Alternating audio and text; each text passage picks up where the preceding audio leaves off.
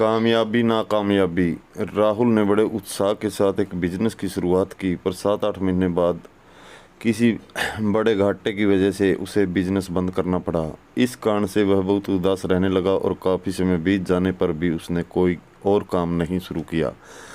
राहुल की इस परेशानी का पता प्रोफेसर कृष्णकांत को लगा, जो पहले कभी उसे पढ़ा चुके थे। उन्होंने एक दिन राहुल को अपने घर बुलाया और पूछा, क्या बात है, आजकल तुम बहुत परेशान रहते हो?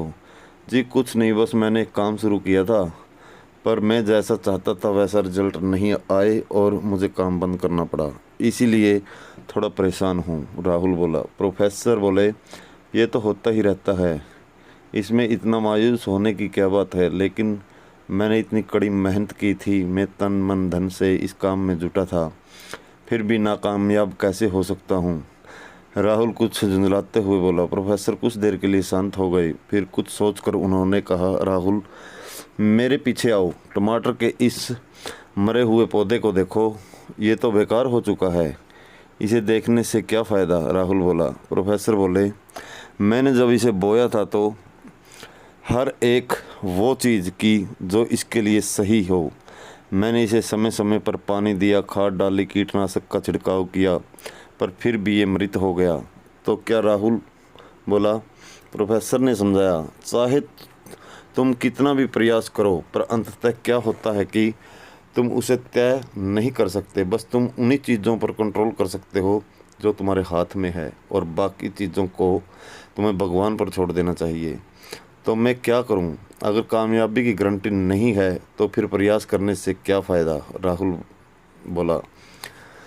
राहुल, बहुत से लोग बस इसी एक्सक्यूज़ का सहारा लेकर अपनी लाइफ में कुछ बड़ा करने का प्रयास नहीं करते कि जब सफलता की श्योरिटी ही नहीं है तो फिर ट्राई करने से क्या फ़ायदा? प्रोफेसर बोले, हाँ ठीक ही तो सोचते हैं लोग।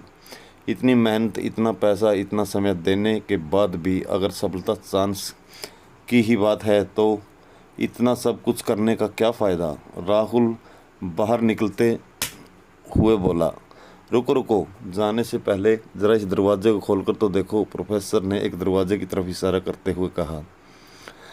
राहुल ने दरवाज़ा खोला। सामने बड़े बड़े लाल टमाटरों का ढेर पड़ा हुआ था। ये कहाँ से आए? राहुल ने आश्चर्य से पूछा। बेशक टमाटर के सारे पौधे नहीं मरे थे।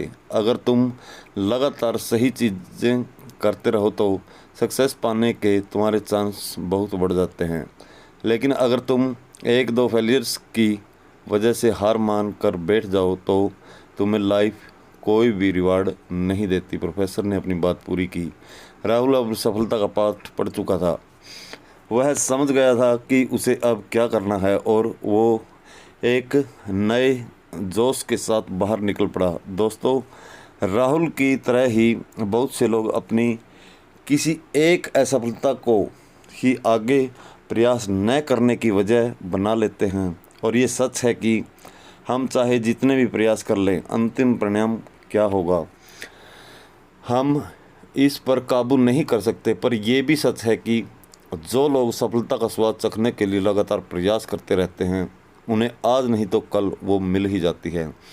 याद रखिए कि हर एक नाकामयाबी कामयाबी की तरफ ही एक कदम होता है। दोस्तों, ऐसी ही मोटिवेशनल कहानी सुनने के लिए हमारे चैनल को सब्सक्राइब करें और बेल आइकन को प्रेस कर लें, ताकि आगे आने वाली वीडियो का नोटिफिकेशन आपको मिलता रहे।